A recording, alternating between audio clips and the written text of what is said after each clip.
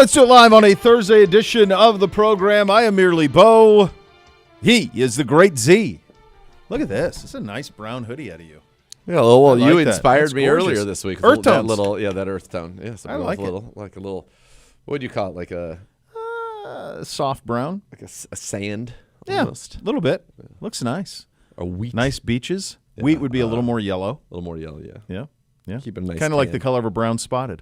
A brown. Yeah. This would Speaking be of brown spotteds, the Hoff was in here with Hoff beef Meat Santa. on the Meat Santa, and so he gave us some little. Hey, some, you finally some wetted tastes. your beak. So I wet the beak. Insane, delicious. It was so fun. So we did the strip and then the fillet, and then we had everyone got a little wet their beak on it a little bit. Little taste. Just incredible. And I saw today. It's today's birthday. Yeah, Hoff's today's his birthday. 41. Oh, Happy birthday, Hoff. the great Yeah, baby. Nostradamus. How do we not know this on Monday? That's a we great would have question. we would have gotten some 73 Kolsch. We Yeah. would have gotten some cocktails. Absolutely. Well, I mean, the great Hoff. we knew it. No, I didn't know. I did. Well, I'm sorry. I have a big birthday. I have a big calendar. I have everybody's you really? birthdays in my calendar, and then at 9 a.m. on the day of their birthday, it like pops up like this is the person's birthday. And I'm like, That's oh, yeah. nice. So That's it's great. always remember birthdays. It's important for me. So I saw that he's doing. He put this out on the social today that he's thinking about doing like the eighth, the quarter of beef, eighth of beef, half beef, full beef. Because there's a lot. Look, man, it's a lot of interest, and the stuff's unbelievable. The boys have crushed the meat sticks. Oh, the meat sticks. Yeah, it's a delight. The apple cheddar one is nuts. It's really nuts. And like really very good. For me, what I like is I don't necessarily, and cheddar. That's not my bag, baby. No, But I don't even take. I just taste the goodness. Taste the nice. goodness. It's beautiful. That song, taste the goodness of the biscuit. Yes, and in this case, taste the goodness of the meat stick. It's so good. Yeah, Hoff beef, easy holiday gift, as we already know. Yeah. It's a great birthday. Sent me a great video. Him and his kids, they were putting on his daughter, the great Reese, yesterday was putting on a little bit of a show and she was doing like a pitch for, in my mind, it was Hoff beef. It was anti another establishment that I thought was like, saying, you don't go there. You want, you want the good stuff. That's right. That's right. She accused the other place of putting grandma's skin in their meat products. Oh, we can't have that. I said, nobody wants that. I said, that's a pretty. What that means. I don't know either, but I said, I want to know. I said, that's an effective deterrent. I mean, if you think that's even possible, you're not going there. No, you're not. So happy birthday to the great Hoff. The Hoff. The greatest that there'll ever be. Lots to get to here. It is Thursday of Titans Week, of course. Some updates from practice. Isaiah McGuire was back at practice today. Of course, Wyatt Teller, we know he's out Sunday already. We had a couple others not on the field still, so Jack Conklin's still in the protocol, Dylan Sampson with the calf, Devin Bush with the foot, Aiden Huntington with the quad, and Brendan Bates with the ankle. So that's where we stand on the injury front. Remember, it's this one. You want to be trending in the right direction by around now, and then tomorrow's the practice that really – pay close attention who's in and who's out on that. What do you make of this list? Tevin Jenkins will start there. Obviously, concussion protocol. You can't do anything about that. I think they'll be judicious with Dylan Sampson, Aiden Huntington, Bates. The one guy that I'm hoping for is Devin Bush, but I think we'll have a much. To me, because he's a vet, he's a guy that you would need to see him, by. I think a little bit on Friday. Yeah. And if you can get that, then I would feel a little bit better about Devin Bush. He's the one, though. I feel pretty good about Devin Bush. I hope that turns out to be the case. But right now, yeah, I feel good about Devin Bush. We also have some good news. Grant Delpit selected as the team's club winner of the 2025 Walter Payton NFL Man of the Year Award presented by Nationwide. The Walter Payton NFL Man of the Year Award presented by Nationwide's league's most prestigious honor, recognizing players who excel on the field and demonstrate a commitment to making positive impact beyond the game. Just some of the highlights from what Grant has done off the field. His commitment goes far beyond the spotlight, consistently shows up for those who need it most through his own GD Express Foundation and his work with the Browns Give Back. back, whether funding annual back-to-school events as part of his role as a Stay in the Game Attendance Network ambassador or bring joy to hundreds of children and families on Christmas Day at Lakeview Terrace, a public housing community serving low-income residents. He annually signs hundreds of items to support local fundraisers and charities to help drive meaningful financial impact for grassroots organizations. This year alone, he brought the energy of the Super Bowl back home to New Orleans, hosting a football skills camp for high school athletes, followed by a celebrity 7-on-7 tournament, helped lead player participation in the Halloween fashion show featuring children battling cancer, advocates for school attendance through his role. I mean, it's just the Stay in the Home, all of it. Stay in the Game Network. He's great. This Saturday, he'll be hosting a breakfast with Santa with the Garden Valley. Santa! That's unbelievable. Public housing complex in Cleveland, which had a massive fire and explosion, displaced 120 people, including children and some families. He'll be hosting his annual Christmas event on Christmas Day. We loved him in the draft. Loved him in the draft. Santa. He was the double deuce. Oh, yeah, man. Now he's the 9. Yeah. He was 7 at LSU. He's 7 at LSU. But his he's just a stand-up dude, and he's one of those guys. I mean, he had I'll never forget when he tore his Achilles, his rookie year, and you just went, So did him and Greedy Williams. yeah, it's crazy. But the fact that he fought back and has become a Pro Bowl level contributor and really truly one of the leaders on this team, like he is a face in front, face forward, owns it, stands up to all of it, handles it.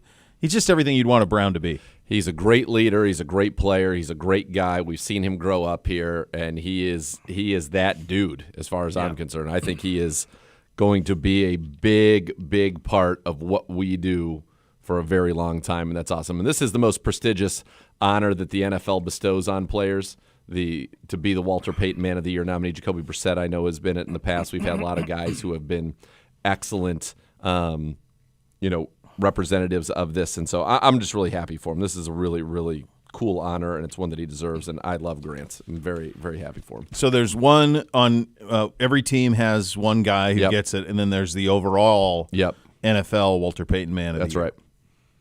So, very, very, very proud, very happy of Grant of receiving that much-deserved honor. Myles Garrett was named AFC Defensive Player of the Month.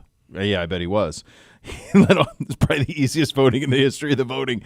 He led all NFL players with 9 sacks for the month and tied for the league lead with 13 tackles for loss, despite the Browns only playing 4 games. He's the only NFL player to record at least 1 sack in each game in November, and the only NFL player to record multiple tackles for loss in every game he played. I can't believe that it wasn't the guy Jordan Brooks who beat him twice Player of the Week. But wasn't the idea with that though that your team had to win for you to be the Player of the Week, which is just stupid? Yeah.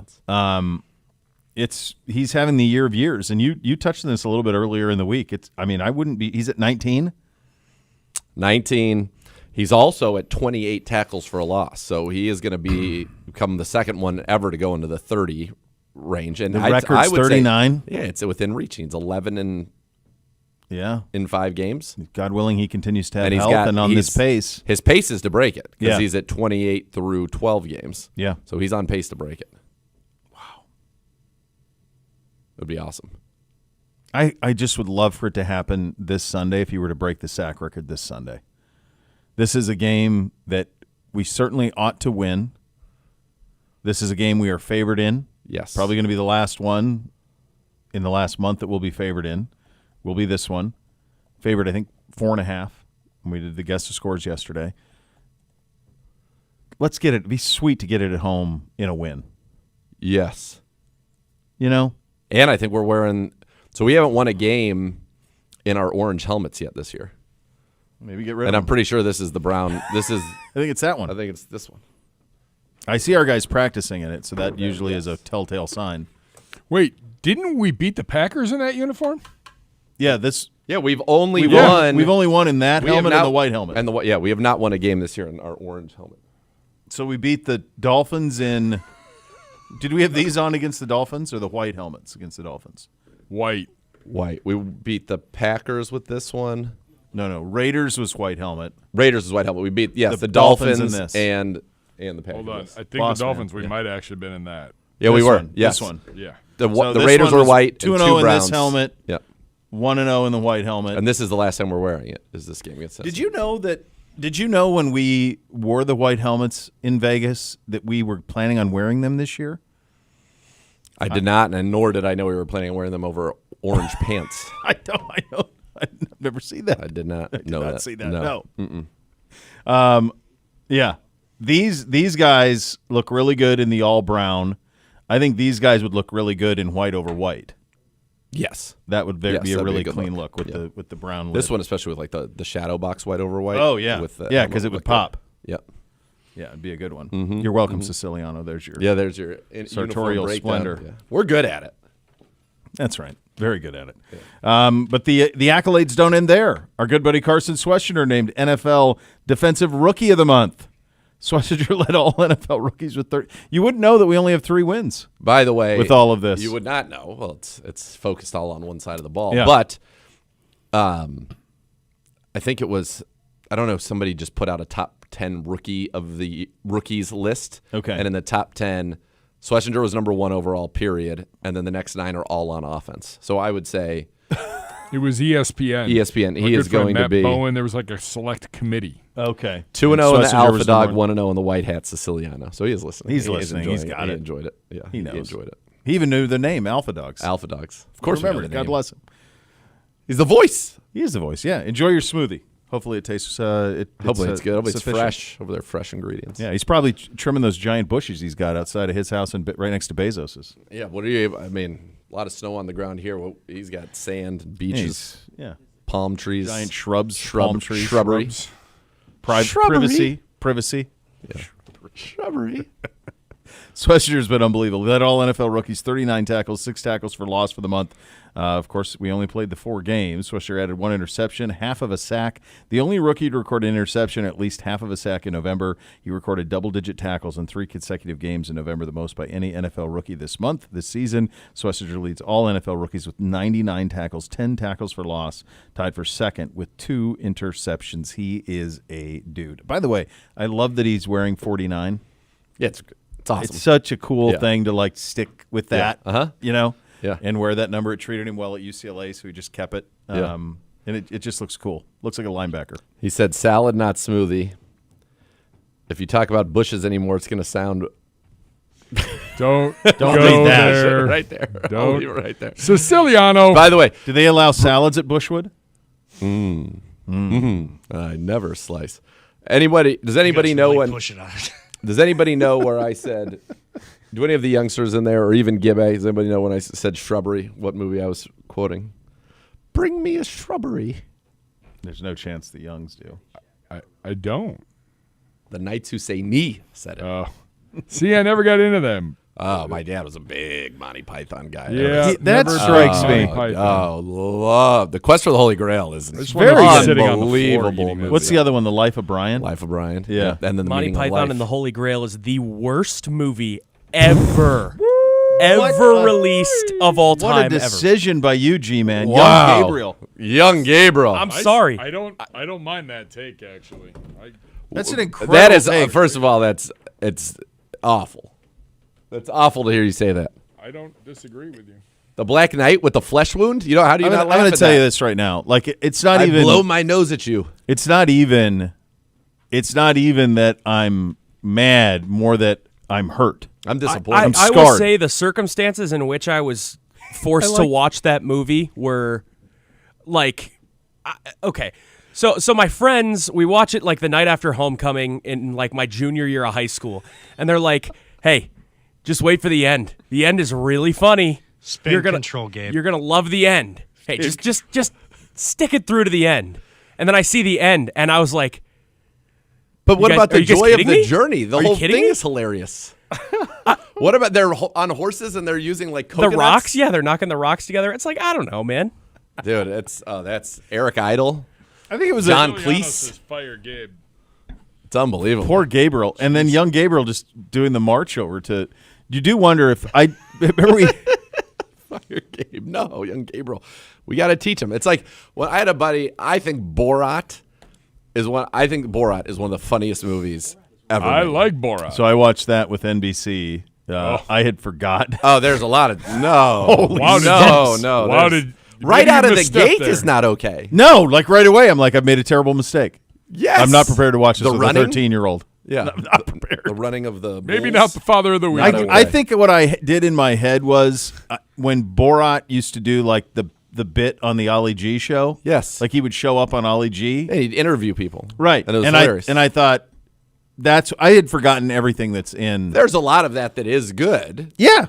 I mean, a lot of it is him doing. I mean, the it's all character to real hilarious, people but who are it gets- not aware. Yeah. But there's some There's a lot going on. dark undertones Yes. into some of the things that happened. Yeah. Yeah. There's some great scenes though. Just Some laugh incredible out. stuff. I just don't. So like to. But like my buddy Vince, he watched it. He's like, I don't get it, and I just like, I don't know that how I can really be. How can he didn't get it. Yeah. He's Like what is there to get? Like it's He's like, it's this all isn't there. funny. I don't get it. I'm like, what do you mean? Huh. I'm like, if this isn't funny to you, he also doesn't think Curb's funny. So I'm like, Oh, okay. So there's a I disconnect. feel like we have like, there's a limit then. Yeah. The waffle. Yeah, the waffle. There's a limit to what we can do together. There's only so many things. We're not going to think Curb's funny. Then I don't know where we're at here. I do wonder if the Monty Python stuff, if that will end up. Remember a couple years ago we were talking about certain things from that era that are extinct, whether it's stuff like the Lone Ranger or Zorro or the Flintstones or all that stuff. Like all that stuff is. It feels to me. I think most people know the Flintstones only from the breakfast cereal. I have no point of reference. Fruity Pebbles. That it was a delicious Cocoa Pebbles. They're both a delight. They now make Cocoa one. grater. I agree. I was always a cocoa guy. There's a Fruity Pebble now that has marshmallows in it. So if you just want to pour sugar down your gullet, you can do that. Guess who loves that in my house? My boy Bootsy.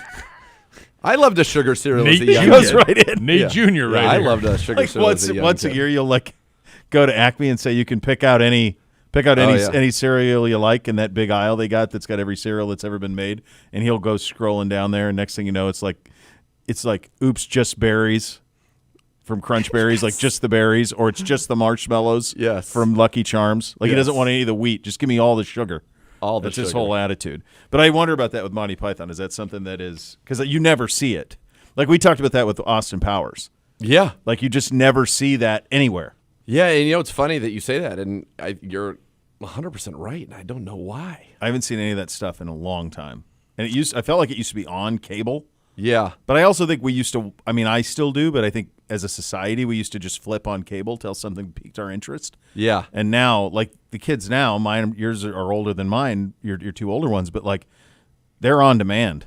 Oh, yeah. And it's being fed It's to everywhere. them, so they don't have to ever sit through and have any sort of patience for something paying off. Yeah. If it doesn't pay off in a minute and a half, they're out. Yep. Wow, enough from the clown sides with G-Man. Worst movie ever. Which is troubling. I don't see that from A enough little from the clown. I troubling. didn't see that no, coming. I thought That when he was aligned with us. Because to me, at his level, which we know he's at, I feel like he would be in for the subtlety of the witty dialogue, the snappy dialogue, and the these are guys. These are unbelievable comedians. They're improv legends. I mean, Best in everybody in Show it. holds up. Best in Show is great, but these guys were the guys who made. I mean, it's Christopher Guest and all those guys. What's the show? Yes, that one is Monty Python. All the guys from Monty Python. Whose line is it anyway? Which was a great TV show. Those are all those guys. Cleese and Yeah, isn't that whole same group? no, it was no. Drew- Monty it was a Python? bunch of- No. No. Whose Oh, line is Cleese it is in the anyways? With a mix. bunch Yeah, of the guys Cleese. from like the Drew Carey show. Wayne Brady. Yeah. Wayne Brady was always on there. Oh, so for some reason I thought Christopher Guest was in this. No, stuff. He's no, not. no. It's the No, it's British John guys. Cleese. Yeah. What are they? Give me the names. It's Graham Chapman, John Didn't it originate Cleese, in Terry Britain, though? Gilliam. Yeah, they're Eric English. Idle, They're British. Terry Eric Jones, Idle. Michael Palin. Eric Idle. Yeah, Yeah, it's those these guys. guys are. Before Drew Carey and all them. No. Whose line is it? Yes, whose line is that? Anyway, also did yes, you were correct. Oh man, Gibby, I just saw an ad for something that you're gonna love to watch. New documentary on Netflix, December 22nd, just in time for Christmas. Do you What is know it? about this? No, I don't. Nope. But I just sent you a link for a series that comes out at the beginning of February that I think you're going to want to be interested in on AMC. Well, I think Rise of the 49ers. Hosted by this? Tom Brady. He's not a 49er. What are we doing here? Joe Montana's not available? You got to be kidding. Are you kidding me? Why would they have Brady do He's it? Bay Area Brady. He is from the Bay Area, so he grew up a Niners fan. I don't know, but it That looks. now I'm upset. You've turned me. No. the Like, first like, image is maybe, Brady coming maybe to it's dap from like up. a fan perspective. Like Montana's in it. Like watch So the first trailer. video I It's see pretty is, awesome. is the first part of in the trailer is Tom Brady throwing passes to Jerry Rice. So here's what my problem. I mean, Here, Steve okay, Bono's not Here available. comes Joe walking down with the Golden Gate Bridge Okay. in the background. That's everything you want. I hope that this. Oh, they're at Old Candlestick, like at yes, the old location. Good. I Yeah, hope that like, this it does a looks good job pretty of awesome. diminishing the value of the guy who can only win one. I don't see him on here. Yeah, yet. good. I see Appropriate. Ronnie Lott. Oh, No. yep. Now he's in. Of course he is. Minute 25 in. Now Champion's prerogative. Now you get Steve in there. Yeah, He's only won one. just come on. one.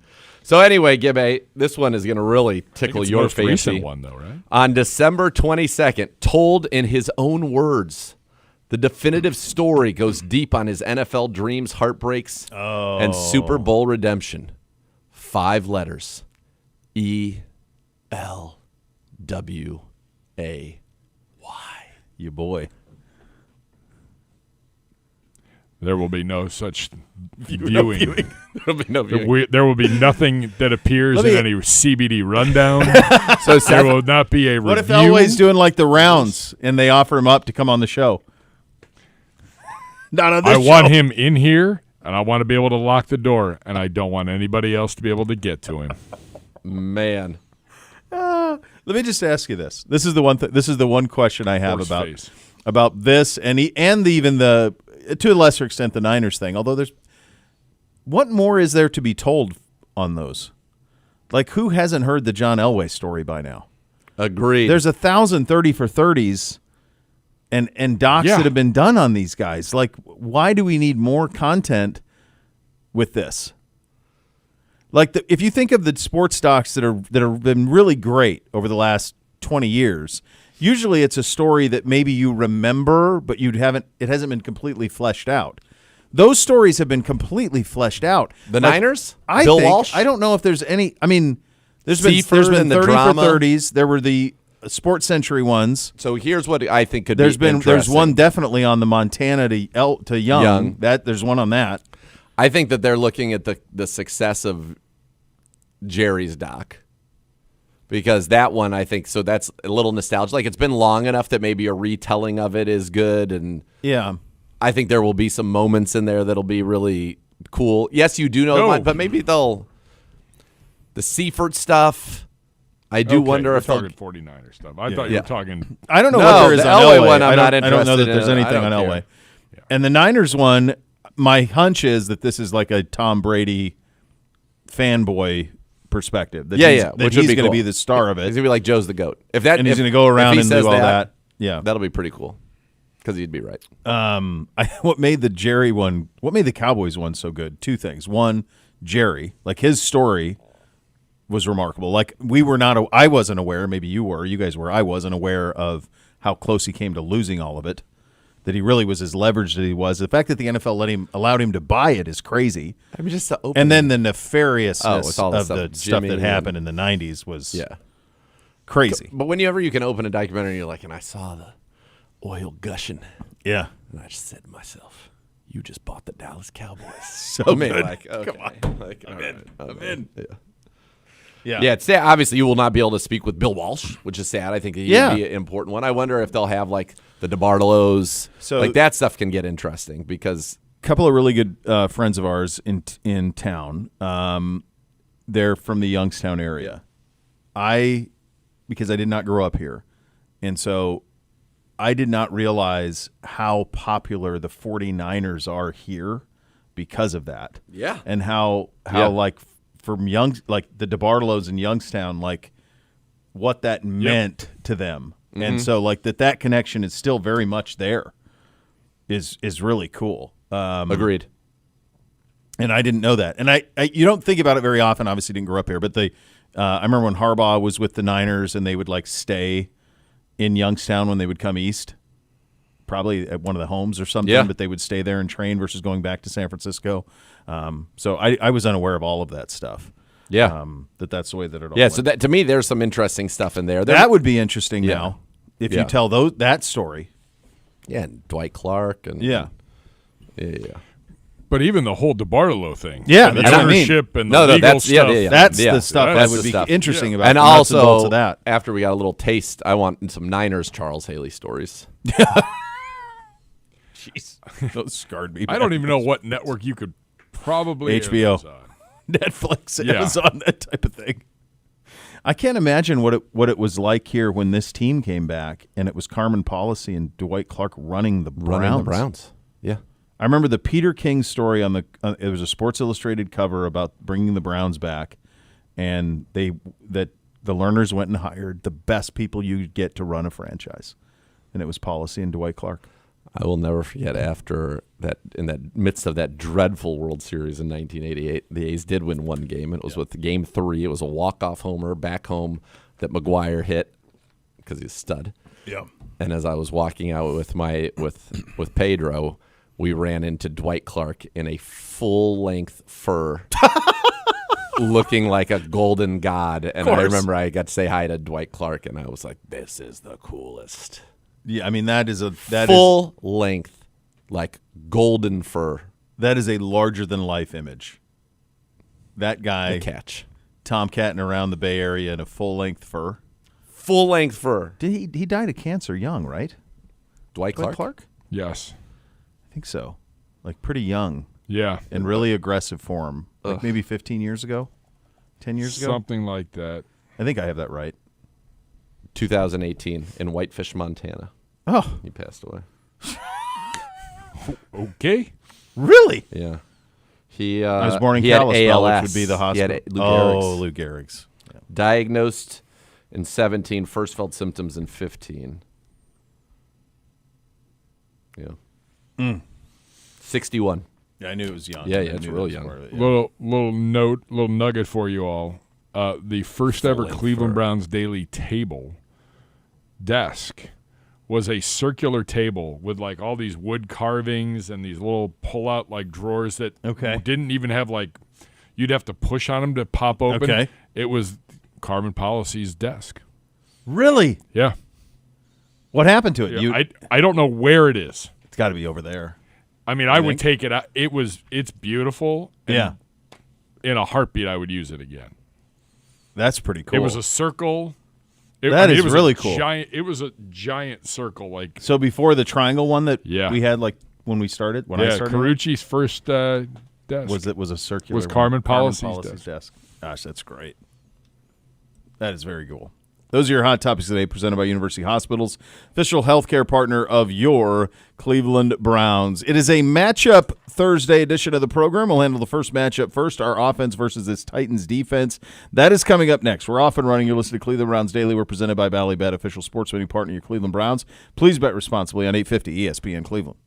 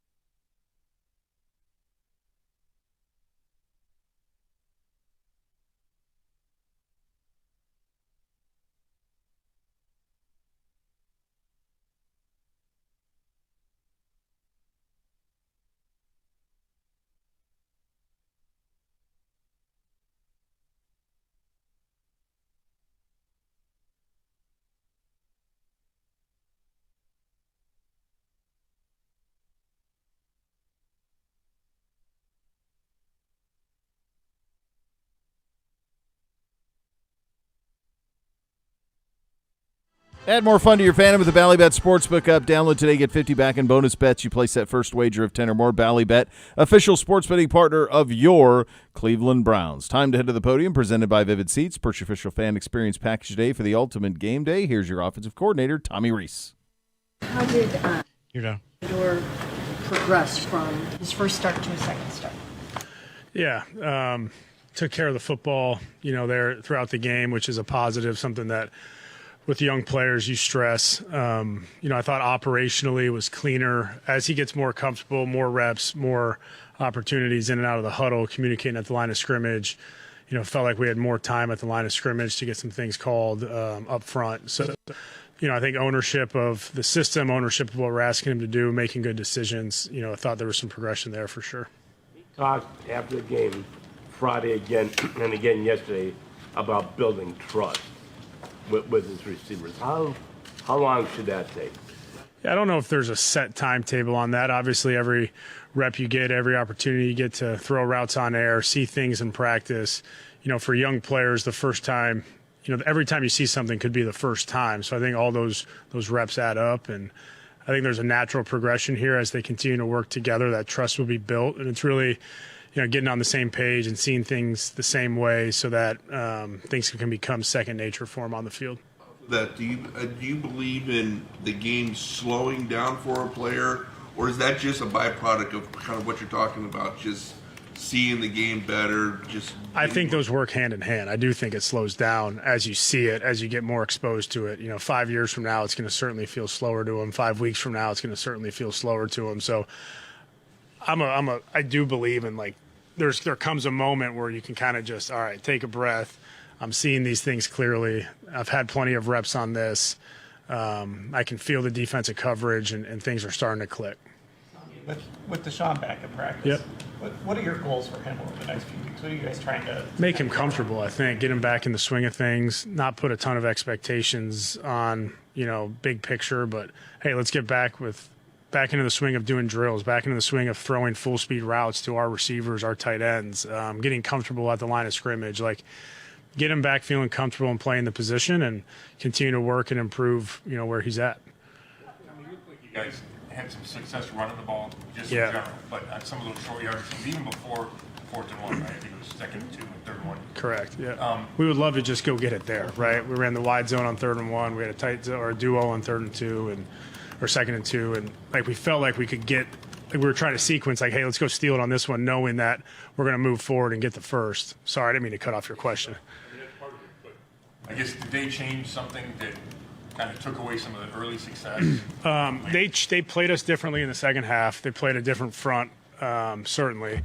We were still, if you look at those first couple drives in the second half, we were still about 5 yards a pop in the run game. We had a couple good ones to get a first down. We started the drive we got stopped on. We started with the sprint out, got 8 yards, and then had 2 1-yard runs, which we had been running it so much more effectively up to that point, and that's when we got stopped on 4th down. But when we were backed up, we ran 2 runs and got a first down and had some success there. So it felt like we were still running the ball at a pretty good clip. And then once it became a 2-score game, obviously the game flow becomes a little bit different. But we knew that we felt really good about our matchups and our run plan going into the game. And, it felt like in the first half there was really some time where we were in control of the momentum of the game because we were able to run the ball at such a good clip. For us, we fell short in some situational football. We got into the high kind of strike zone area and unfortunately backwards and lost 3 points, or the opportunity for 3 points there. We got to a 4th and 1 twice, didn't execute. We got to be really good in those critical moments to stay on the field, and we're more. It's of kind of going week to week with your quarterback decision and naming the starter like that. What are they? You said, yeah. I just think it, one, breathes confidence into the group and the player, and allows you to put a game plan together that is tailored to that individual, and one that you feel like gives them the most confidence and chance to have success. during the pre-draft process? You guys obviously did your due diligence on all these quarterbacks. Just what were conversations like with Cam, and what stood out about him as a player as you guys get ready? Competitive, ultra competitive. good free throw shooter. I think he knocked down 9 straight out here. Really enjoyed our time with Cam. Like, we'll be a fan of his and rooting for him. Just his family was great. He has a good way about him, confident, ultra competitive, like made up of the right stuff. And so we were rooting for Cam throughout his career, just through my brief interactions with him leading up to the draft. Like, really liked the kid and really liked what he was about. Thanks, guys. All right, the other side of that conversation we had behind enemy lines with Titans interim head coach Mike McCoy. Going on the road for the first time in a long time for a great challenge, and one of the great places to go play in Cleveland. You know, what a great place, the tradition, the history, and everything going there. And, you know, going against a good football team, that we got to go out there and play our best game to date. And that's what we always talk about when you get to December, of playing your best football, and it starts this weekend in Cleveland. What's the challenge of preparing to defend Myles Garrett the way he's playing this year? Unbelievable player. What he's done, you know, every snap, you've got to know where he is. You got to have presence for him. He's going to make a play or two. You see it all the time, and you just keep rolling. He's playing at an MVP level, so high, and you got to know where he is every single play, and it's nothing you can. The speed of the game, it's hard to prepare for that. Just to say, to go out there and have someone like that every single play in practice go at that level, but he plays the game the way it's supposed to be played. So, like I said, he's playing at MVP level. What are you seeing from Sanders in the 3 games he's been able to play for the Browns since being their quarterback? Well, a very talented player, and it's like a lot of the other young players. There's going to be the good and the bad, and you know, I think the one thing you've seen him do is when he gets outside the pocket, the explosive plays that he can make. So that's a tribute to him, to always knowing where everybody is on the field, and when he gets out of the pocket, making plays. But he's done a nice job. And I think only, you know, each week as a young player, you get better the more experience you get. From the offensive-minded coach's perspective, how does the wind and the weather and the elements affect what you guys can do game planning wise? And from the former quarterback's perspective, how difficult is it to play 20-mile-an-hour wind, 30-degree weather, all that stuff? Well, I'll tell you, I was in Saskatchewan in 1999 in the CFL, the first game I was going to start, and we had a little walk through the day before the game. I went to go throw a ball up in the air, and I tossed up in the air. I told the offensive coordinator, I said, you better be careful throwing it that direction. No, but in all seriousness, it's something you have to always take into consideration of, you know, whether it's a field position game, whatever that is, you know, what direction are you heading? You know, what are you trying to do offensively? You know, when do you throw on the ball more? When are you running it more? Depending on where the wind is, how it goes. You know, how is the flow of the game going? So there's a number of things that definitely, you know, factor into decision making. When are you going for it? When are you not? It's a field position game at times.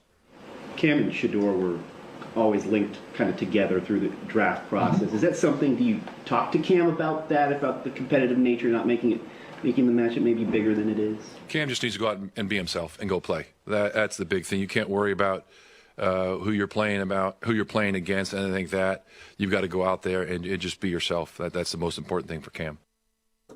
All right, time for our first matchup. It's presented by Ballybet. Ballybet Sportsbook, official sports betting partner of your Cleveland Browns. Please bet responsibly. Your Cleveland Browns offense versus this Titans defense. The Browns beat the Titans on Sunday. If we do what? Before we answer that question, though, let's have a listen to Dr. Z. Oh, baby.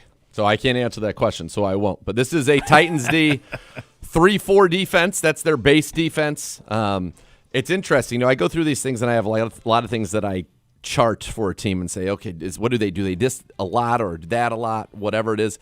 They're pretty much in the middle of the league in almost everything. The one thing they do more than normal is the middle of the field is open, so that's 2 high safety. So a little more shell coverage 51% of the time. They do a lot of disguising post-snap 34% of the time. That's 10th most in the league, so that'll be something they're going to try to use to confuse Shedeur Sanders. But you know, they're kind of middle of the league in zone percentage, man percentage, blitz percentage, stunt percentage, base percentage, nickel percentage, dime percentage, cover 0, cover 1, cover 2, cover 3. They do play a little bit more quarters in cover 6. They're number 7 and 30% of the time quarters are cover 6. So that's top 10 in the league in those. but they're just not that good. Now, they can get to the quarterback. They've got Jeffrey Simmons. He's got 6.5 sacks. He's a 3-time Pro Bowler, 2-time All-Pro. Jihad Ward is having a career renaissance in his 10th season out of Illinois. He's got 4.5 sacks. His career high was 5 sacks in 2023 with the Giants. Arden Key, he's got 4 sacks in 8 games, so they have 3-4. Those are the edge rushers that can get to the quarterback. And then up front, Tavondre Sweat, Sebastian Joseph Day, Simmons, Sweat and Joseph Day each have 2 sacks. They got a linebacker, Cedric Gray, in his first year as a starter, who has already 118 tackles. Their linebacker, Cody Barton, who's traveled around the league. He's been with Seattle. He's been with Denver and others. I thought I was going to sneeze. Thought it was coming, yeah. It was coming. I don't know what happened. I half sneeze coughed it. Yeah. He's got a team-high 3 interceptions. The back end, they've got a 3rd-rounder starting at nickel. They've got a 6th-rounder starting at 1 corner. This is a defense you absolutely can get after. The sacks are the only thing that they've been good at. They are 30 sacks, or 13th most in the league, but they're the 29th scoring defense. They're the 24th overall defense. They're 29th on 4th downs, 24th in the red zone. They only have 5 picks on the year. That's 25th in the league. They're -6 in turnover differential, so that puts them at 26th in the league. Decent on 3rd downs, though. 38% conversion, 16th in the NFL. But this is... The Browns should be able to have their way with it. They give up 4.6 yards a carry, and they've allowed 17 rushing touchdowns already this year. 17 rushing touchdowns. That's incredible. Yeah, so I think that the Browns certainly will have an opportunity to have a pretty solid day against this defense, and I would expect this to be a very good Quinshon Judkins game, as I'm going to pull it up right now, just kind of dive in on the running back side of things real quickly here. Mm-hmm. 2 running backs in particular, they are giving up 4.65 yards a carry, 100 yards rushing, and 1.17 touchdowns per game. Only the Bills are more generous to opposing running backs, giving up 5.13 yards per carry and 1.25 rushing touchdowns per game, the Buffalo Bills. Jeez. So this should be a good game here for our guy Quinshon. They've been a little bit better against running backs of late, but if teams get leads on them, Jonathan Taylor rushed for 153 and 2 touchdowns on them. In Seattle, Charbonnet and Walker rushed for 6 yards a carry and a touchdown against them. Last week they did a good job against the Jags, even in a game in which they were being blown out. Just 20 runs for 45 yards. But for the most part, teams have been able to run the football against them. Colts-Titans, the Colts were able to run it on them. The Patriots, the Cardinals, Texans, Colts, Rams, Broncos. So more often than not, runners get now. They have not done a lot as receivers out of the backfield, but I think this is a Quinshon Judkins game. I think he's going to be able to run the football very effectively.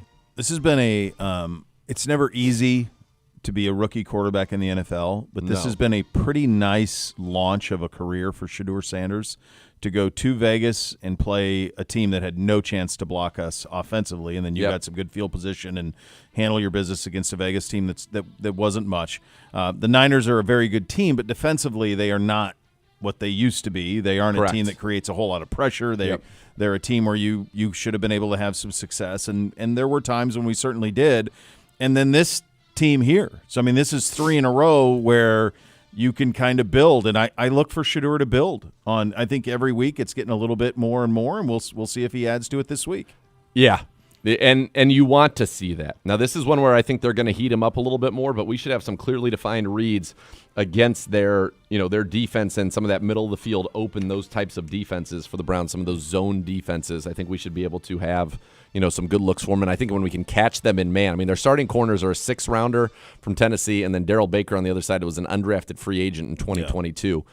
This is not a team that's got a ton of talent on the back end. And if you can hold up in pass pro, then I think we got an opportunity. Yeah, should be an opportunity for this offense to get going, and a big Sunday for Quinshon Judkins. Coming up next, a quick wrap around the AFC North, your Fantasy Minute. That is coming up next. You'll listen to Cleveland Browns Daily. We're presented by Ballybet, official sports betting partner of your Cleveland Browns. Please bet responsibly on 850 ESPN Cleveland.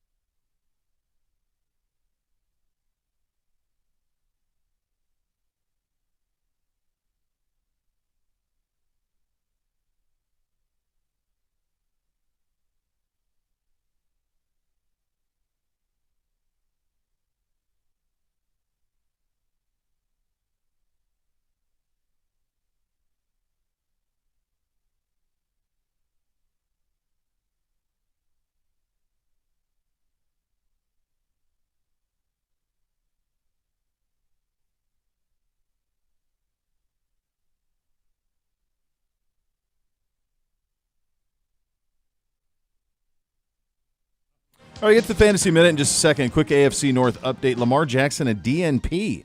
After being limited yesterday, Aaron Rodgers was back at practice for the Steelers. There are 3 massive games. There's a lot of massive games in the there NFL. Are 4 really good ones. But there's some loser leave homes.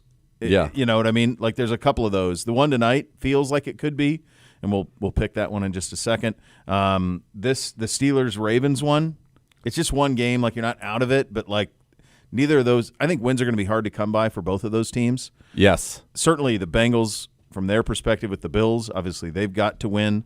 And then Houston and Kansas City. I mean, Kansas City's in must-win mode. Yeah, this schedule this week has some real bangers. But yeah, you feel like some of these are maybe even. I mean, we didn't even mention this one, but this is a big game as well. It's Colts-Jags is a huge game. Massive, yeah. Massive game. Did you mention Bengals-Bills? I did, yeah. Yep. And then you've got Bears-Packers. You've got Texans-Chiefs, Eagles-Chargers. I mean, this week is loaded. It is. It's one of the better weeks for consequential football. Yeah, I mean, it's a massive week across the board. It's probably your last weekend of regular season in fantasy. It is, in fact, and it's there are big games to be played. And do you recall a last weekend of fantasy where you had 4 teams on bye? No, in fact, it's never happened before. Oh well.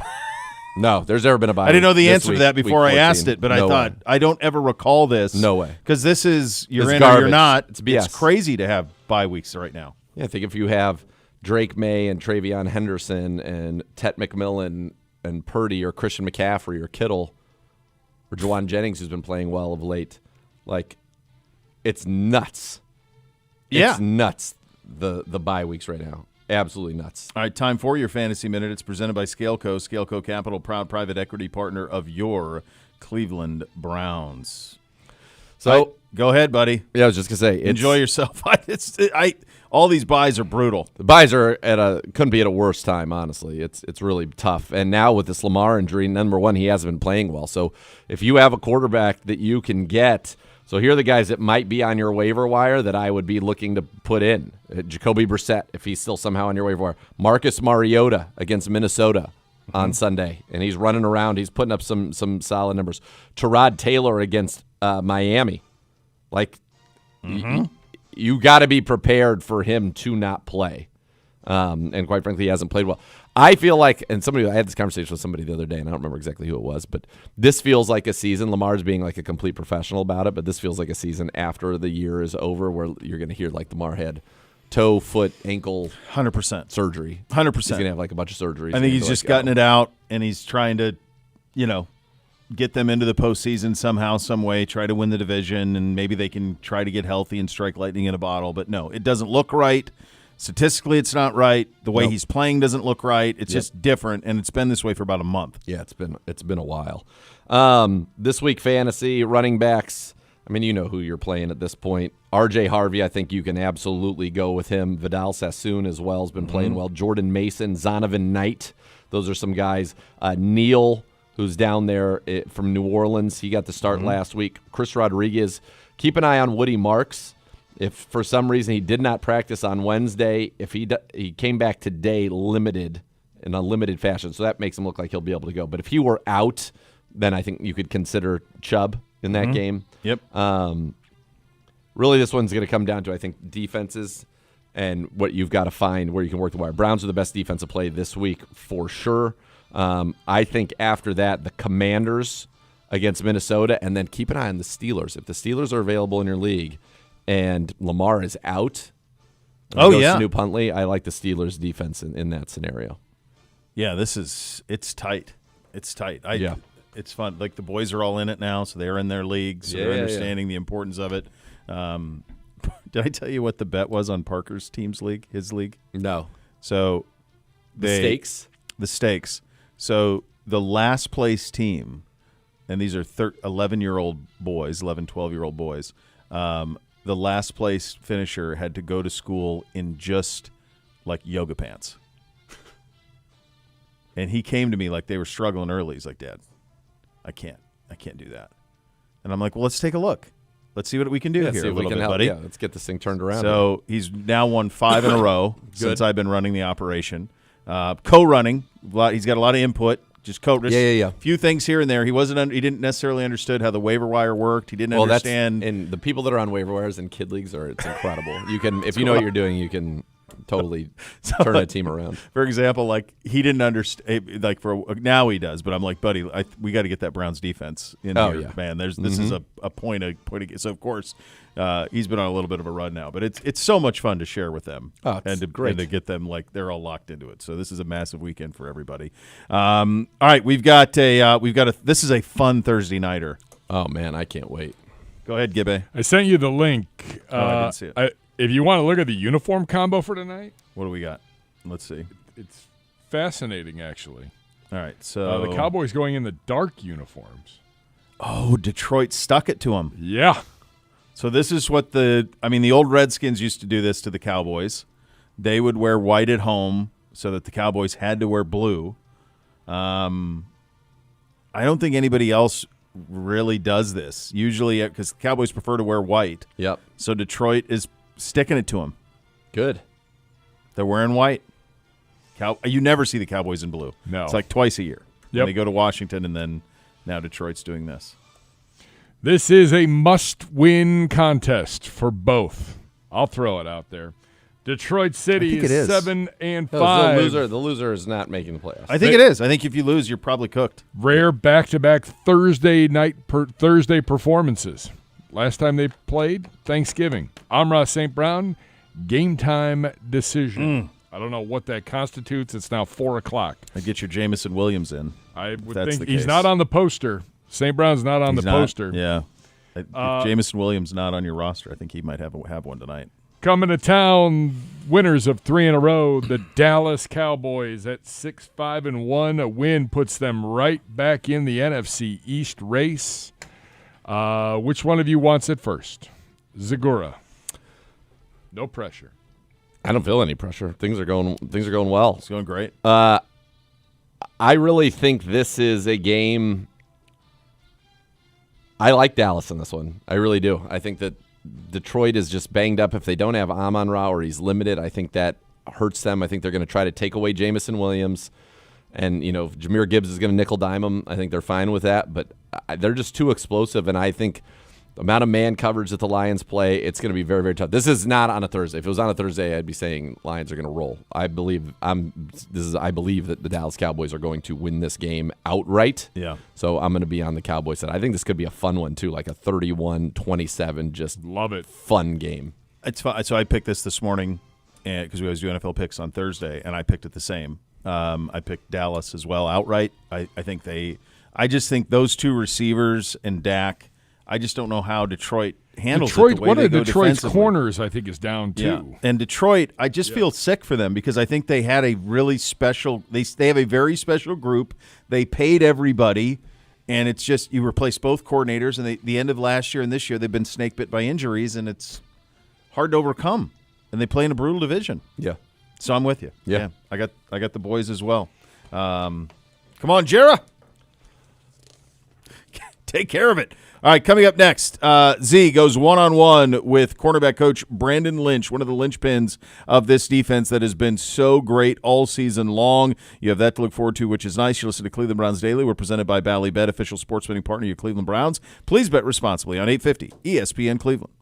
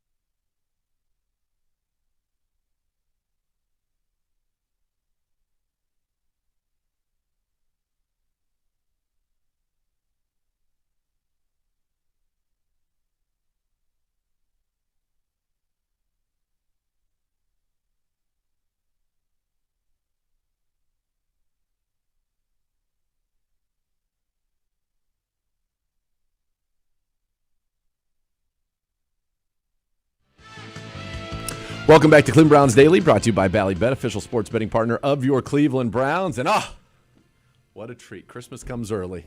The great B. Lynch, Browns defensive back coach Brandon Lynch, in studio. B. Lynch, how the heck are you? You know what, man? God is amazing, man. Hey, living the dream. And like a great mentor of mine said, like living the dream, eyes open. Yes, sir. Always smiling. That's why it's always fun to talk to you. Obviously, look, we know big picture record-wise, we know that this thing has not necessarily gone the way you've wanted. You and your room can control what they can control, and this defense has been spectacular. Kind of as you sit here now 12 games in, a little over two-thirds of the way in, what have you seen from your room in particular that you're excited about? Sure. You know what? Competitive discipline.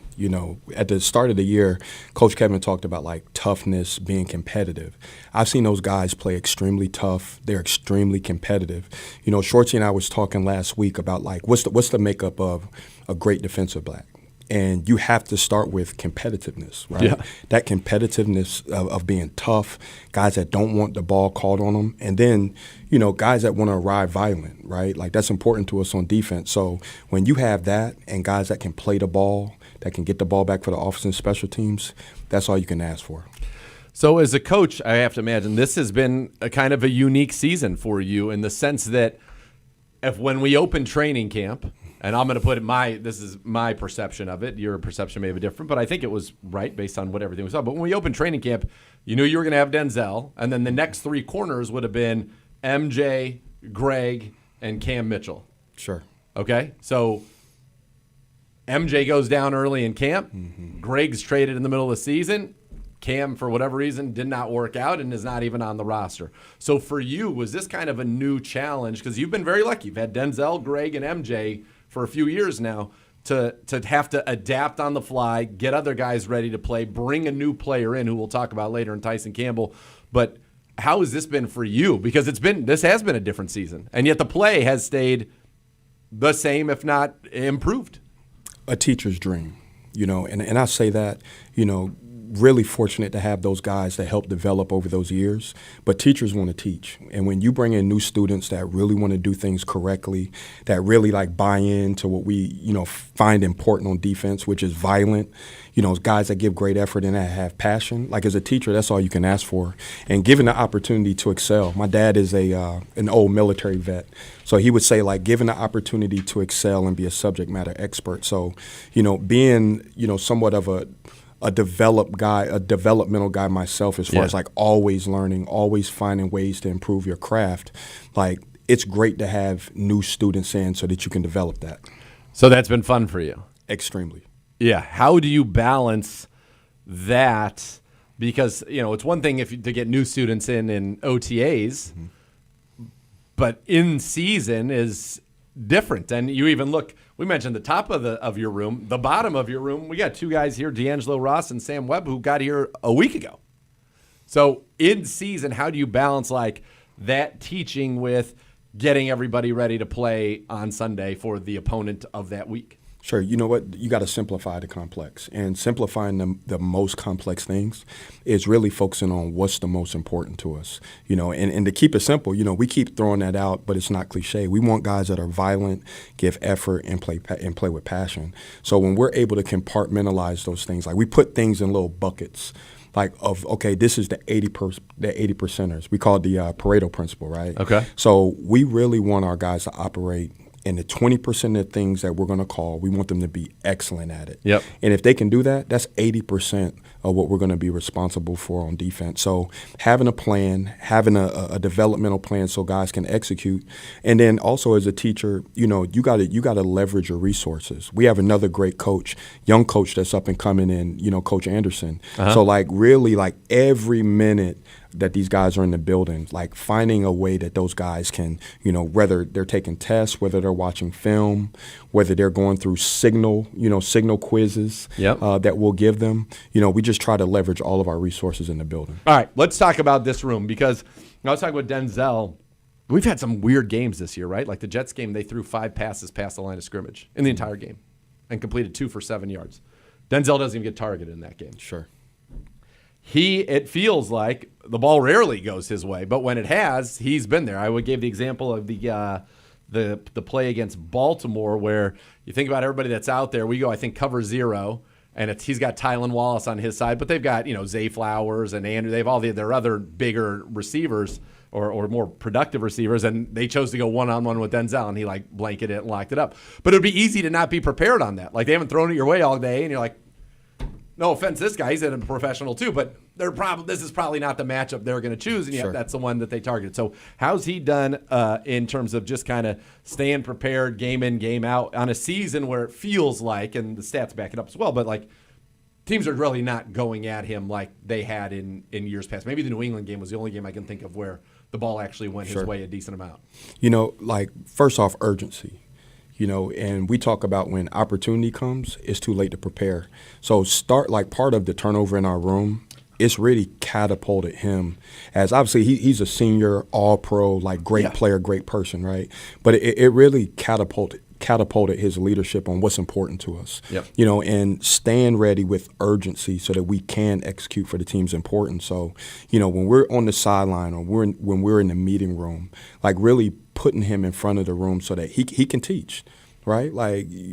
Teachers want to teach, great players want to be great players, and we want to all rise our standard up. So he's a product of that. When he gets out there, he knows that, okay, don't grow bored. We talk about not growing weary. He's a great man of faith. So he understands look, we can't grow weary because at the proper time we're going to reap a harvest, and he really embodies it. And it's good to see, obviously, shoulders feeling better because at the beginning of the year you could tell he was in the run game judicious with his contact, but now he's flying around. We had a play last week where